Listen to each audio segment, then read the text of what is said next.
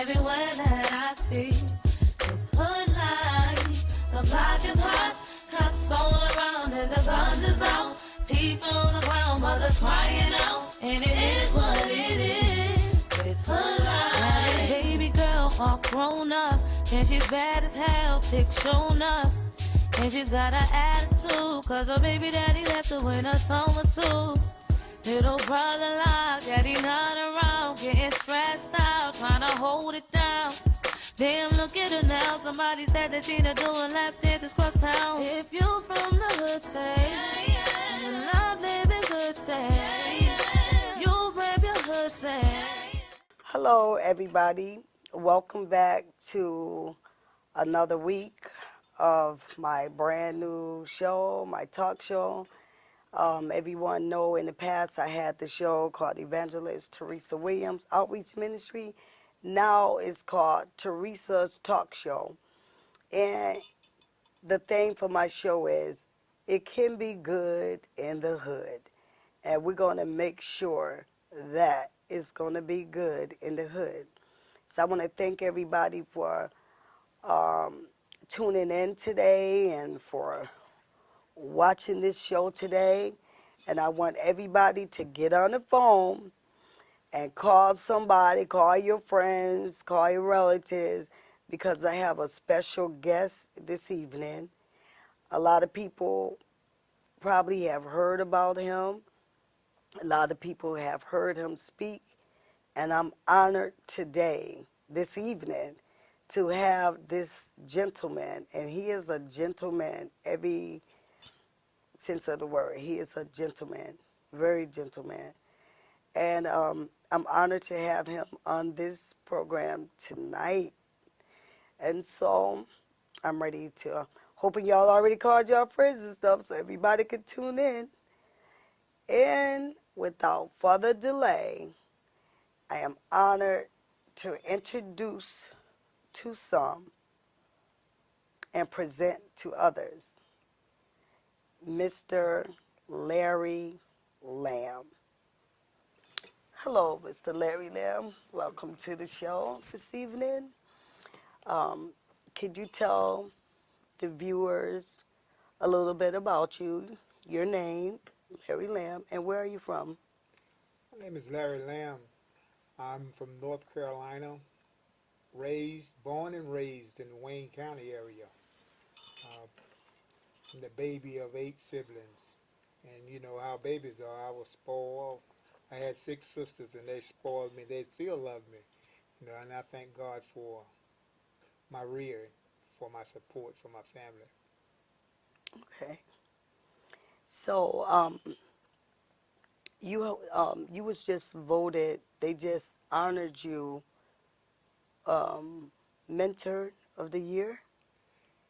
Yes, I worked with the Sheriff Department as a volunteer mentor uh, at AISS, After Incarcerated Support System, that is a vision from Sheriff Ash, and under his leadership, he have done an awesome job.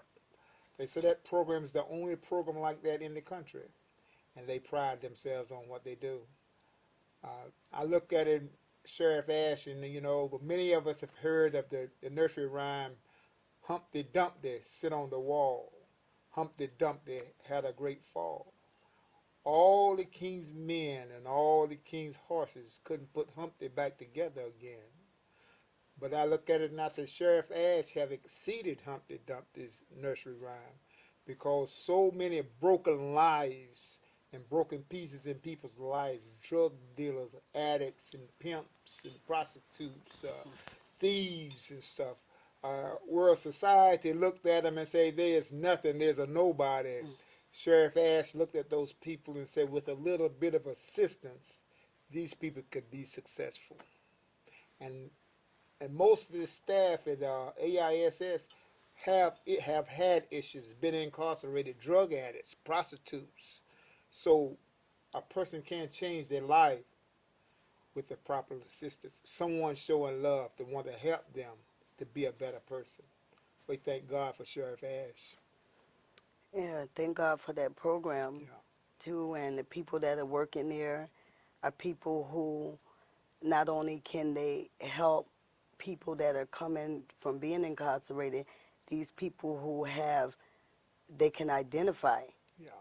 They've Yeah. been there and they've done it, so it make it even more, Yeah. a successful program that the sheriff is offering. Can you tell us the viewers, your story, what happened to you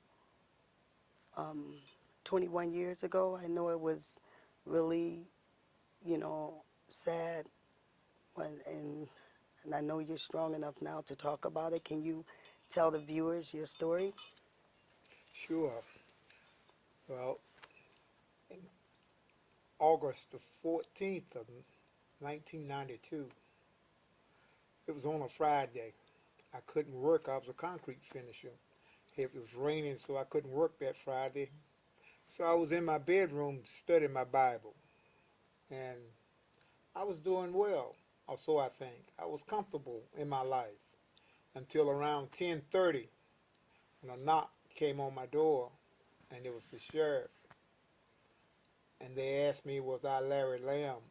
And I said, sure, I am he. And they said, we have a warrant for your arrest. I said, arrest for what? They said, for murder. And I said, for who? And when they told me, Mr. Lehman Grady, I said to myself, I said, oh, this is just a mistake. And when we get downtown, we'll get to the bottom of it. But when we got downtown, we didn't get to the bottom of it. They held me up front all day trying to force me to tell them what they wanted to hear. But like I tell them, I can't lie on myself. But then I remember the incident when the murder happened. The murder happened in 1987, February.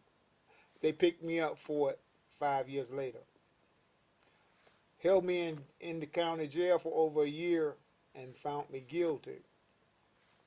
Well, the judge gave me a natural life sentence. And after he sentenced me, he asked me, was there anything that I would like to say? And I told him, sure. I told him that, I said, Judge, Your Honor, I'm going to accept this time you've given me with pride, and I'm going to go with it with pride. But I said, I want to let you know that you have not solved this crime by incarcerating me. So I went on to prison process. But I went into prison with the mindset of, you know, even though they give me a natural life sentence, my mindset was preparing myself for the day that I would be released. When that day was going to be, I didn't know. But I prepared myself, and how I did that, going into jail, going into prison as a high school dropout, I said, well, I'll take the advantage of what the system have to offer. So first I signed up for a GED program. I got my GED. My mother, she had saved money to send me to college. But when I got into 10th grade, I thought I was smart enough, so I dropped out of high school in the 10th grade. So after I got my GED, I said, well, Mama wanted me to go to college, so I enrolled in a business curriculum where I studied and I got an associate's degree in business administration. And when I sent that degree home to my mother, my sister would tell me, said she just laid in the bed and hugged that degree and hugged it, because she was happy. It made her happy because I accomplished really what she wanted me to accomplish Yeah. and stuff. Being in the prison, I look at that life and who I was as a lamb and the morals and the values that was instilled in me. I said, wherever I go, I am to represent my family, the Lamb family. So even a lot of the guys, they want to tell me, say, well, you're in prison. You're supposed to act like you're a wild man. You're foolish. You do anything in prison, holler and scream. I said, no, you can. I'm not gonna let prison take me out of my character. So I strive to live a life for the Lord, even in the midst of that, because I was one of His children, even before Okay. that knock came on my door August the 14th of 1992 and stuff. But I moved on, and the only way that I could move on with that, I couldn't harbor anger in my heart toward the detectives, the DA, the witnesses that they had paid to lie on me. I couldn't harbor anger, because if I did, it would have haunted me. It would have been the worst time ever, walking in that place with anger for all those years. So I had to begin to forgive those people. I began to pray for them, asking God to save their souls and to forgive them. That's the only way I could move on in a positive aspect, in a positive manner, and allow others to see Jesus in me. And, and God, who God is, God, He allowed me to see that people observed me, because one morning I walked out in the hall, and this Islamic man come up to me and said, "Mr. Lamb," I had never conversated with him. He said, "Mr. Lamb, I want to share something with you." He said, "I admire the way you carry yourself. You know, being mindful of God and who He is. Yeah. God used people." And I say this man was a tool that God used to let me know that people were watching me, and they were watching the way that I carried myself. At that time, I said, "Hey, I need to set a standard in this place." And to let the other men know that a person can walk a straight path in this system. Even being incarcerated for a crime that you know exactly nothing about. And from then on, I got involved in the church. I sung on the choir. I was the chaplain's liturgist, and going at the maximum security prison where there was a lot of guys there, death row and everything. Some of those guys had been there for years. And what they saw in me, they began to push me forward. Yeah. When the liturgist position came forward, they said, "Mr. Lamb," they said, "Mr. Lamb, that's your job." But then when that next thing I know, the chaplain calling me to his office and telling me about this position and asked me was I interested. And I had to think about it, and I told him, all that was God was preparing me to stand before people for Him, to set an example. Yeah. I like how God told Ezekiel over in Ezekiel chapter 12, He said, "Son of man, you're in the midst of a bunch of rebellious people." Yeah. He said, "Now I want you to prepare your stuff, and I want you to move before me in the morning, and I want you to move before me in the evening." He didn't tell Ezekiel to say anything to them. He just said, "Move before them." And then he said, "Perhaps some will consider and begin to walk as you walk."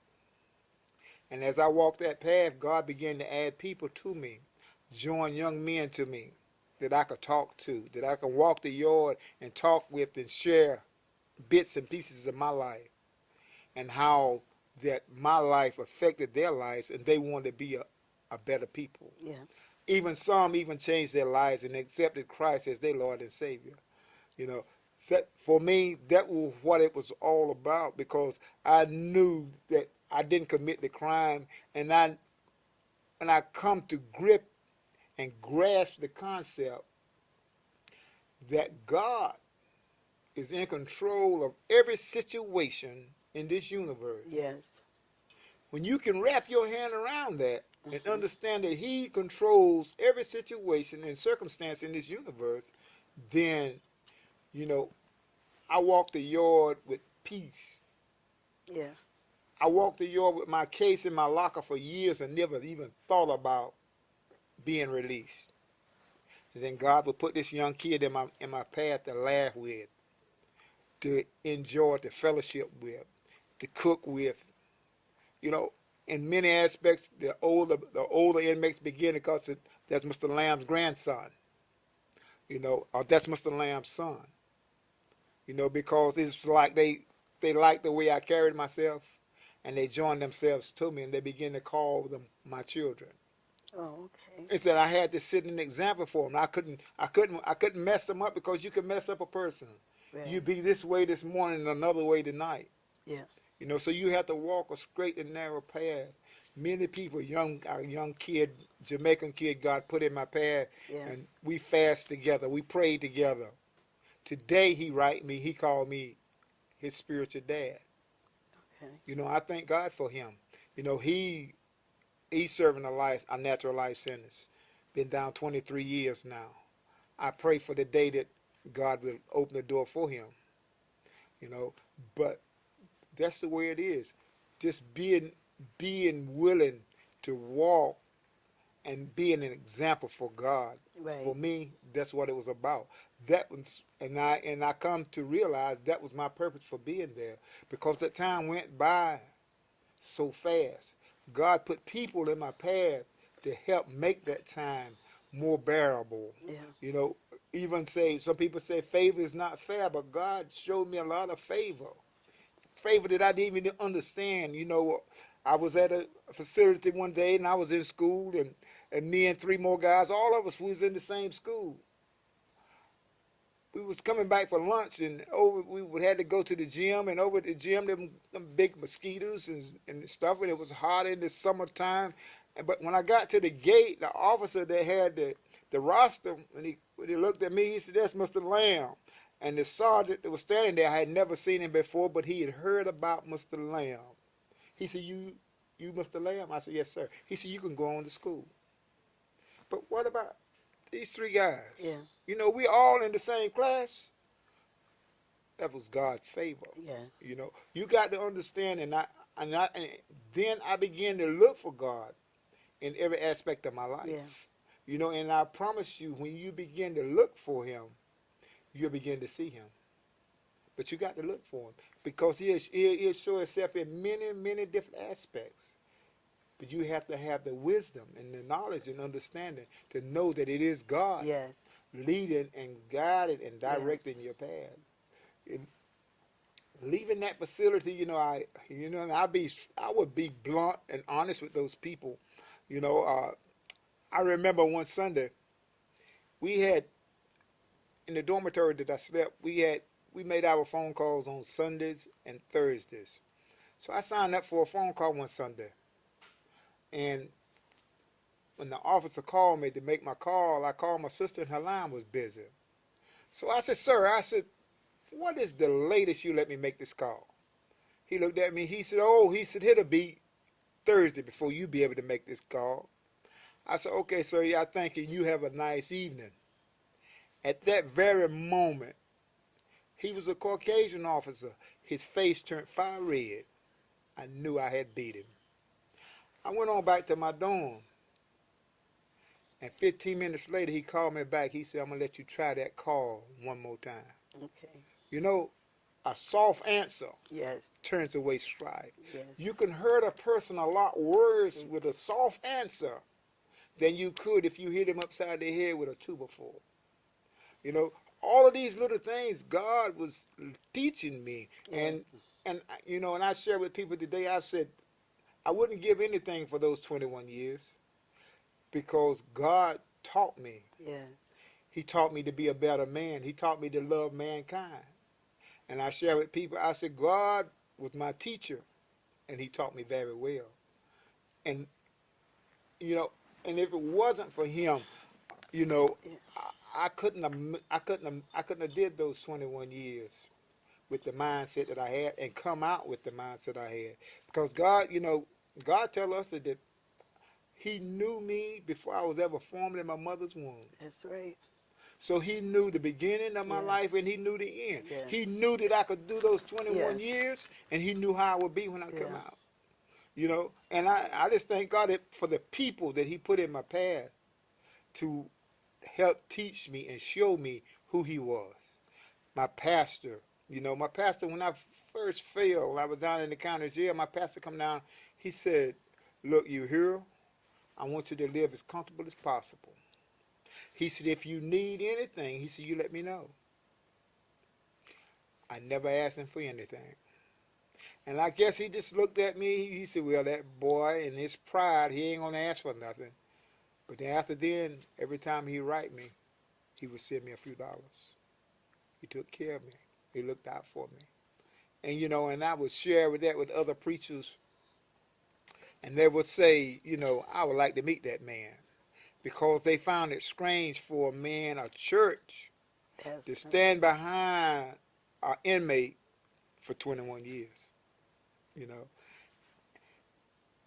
In 2001, I started a Christmas package program down there because they stopped letting our families bring us Christmas from the street. So I wrote my pastor and I told him what I was doing. I told him I had 7 guys that I wanted to get Christmas package for because they didn't have anyone to get them anything. Pastor wrote me and told me, said, yeah, I'll support that. He said, I'll let you, and I'm gonna let you determine how many to send me. I looked at that. I said, now I could be a wise man or a fool. You have to use wisdom dealing when God opened doors for you. You have to be wise. So I had other sponsors, so I sent Rev 4 of them, and the rest of them I dispensed out to my other sponsors and stuff. Ever since then, Rev every year, even before the program started, he would write me, say, hey, ain't it about time for the program? Ain't it about time for those Christmas packages? Yeah. And today, when I go down and share with him and spend time with him, I tell him, I say, man, you help people that you didn't even know. That's how you help me see what a true man of God is all about. Yeah. I tell the congregation, you were here and he taught you here, but he taught me from afar. Wow, that's really interesting. But that life, I went to school in the midst of all of those years. Out of those 21 years, 8 years of that, I was in college, in school, vocational classes, bettering myself, so preparing myself for this day. Once I was released, I would be able to help my grandchildren in their homeworks, and just do me. And my lawyers have told me that, said, look, you are much further along than a lot of the other guys that we have gotten out. The actual Innocence Project worked my case. That's how you became free? That's how I became free. The actual Innocence took my case, and they worked it, and they did a great job, and they continue to do a great job, on my behalf today. They support me fully, and it's awesome. And by carrying myself in the way that I did in the midst of the prison, for those 21 years, I was infraction free. If the Innocence Project didn't take my case, I had carried myself in a manner, and I had received what they call a MAP. It's a MAP program, a mutual agreement parole program. So by me carrying myself in the manner that I did, I had received a 3-year MAP on May the 1st of 2013. So if in dealing with that 3-year MAP, I knew that I would be released on May the 1st of 2016. 2016? 2016. I knew that I would be, but I was serving a natural life sentence. When they talk about a natural life, if it's a natural life, they would say you won't never walk the street again. But through God's grace and the morals and values that was instilled in me, my character carried me through those 21 years.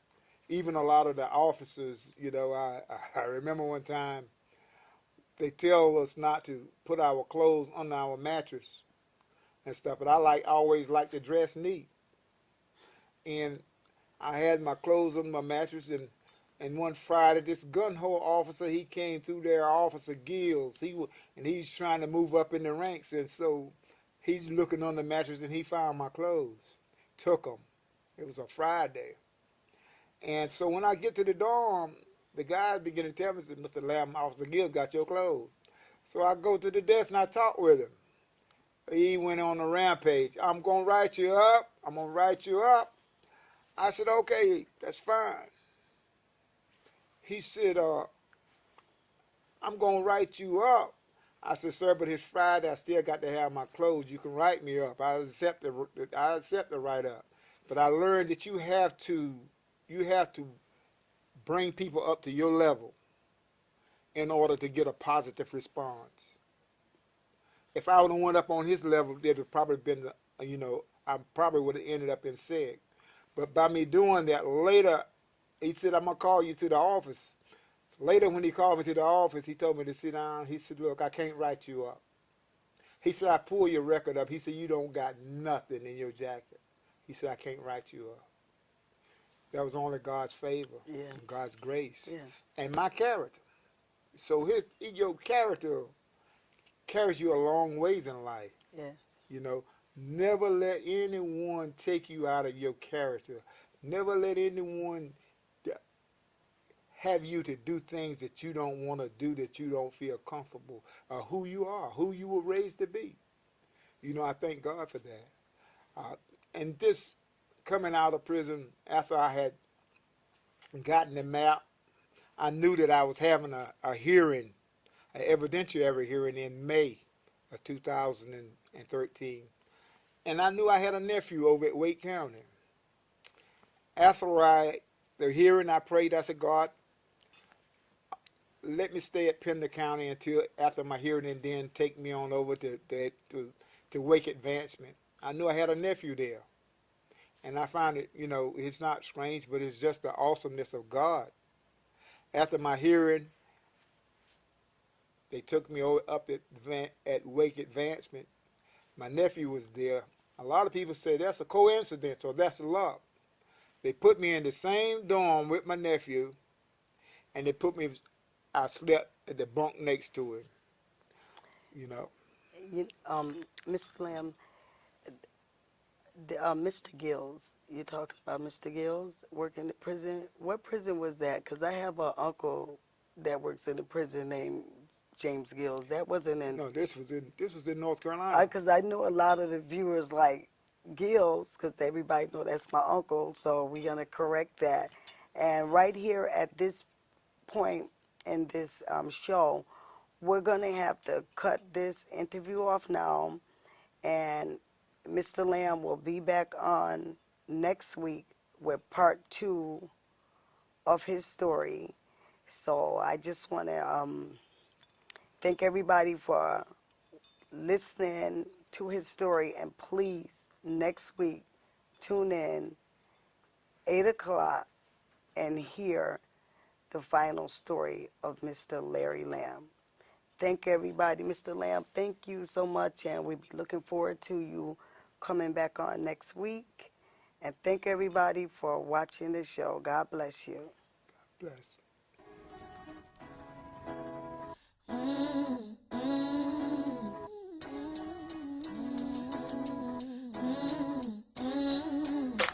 Just another day in the hood for me, trying to make a dollar for my family. People hustling up and down the street, everywhere that I see is hood life. The block is hot, cops all around and the guns is out. People on the ground, mothers crying out, and it is what it is. It's hood life. Baby girl all grown up, and she's bad as hell, thick shown up. And she's got an attitude, cause her baby daddy left her when her son was 2. Little brother locked, daddy not around, getting stressed out, trying to hold it down. Damn, look at her now. Somebody said they seen her doing lap dances cross town. If you from the hood, say, you love living good, say, you rep your hood, say.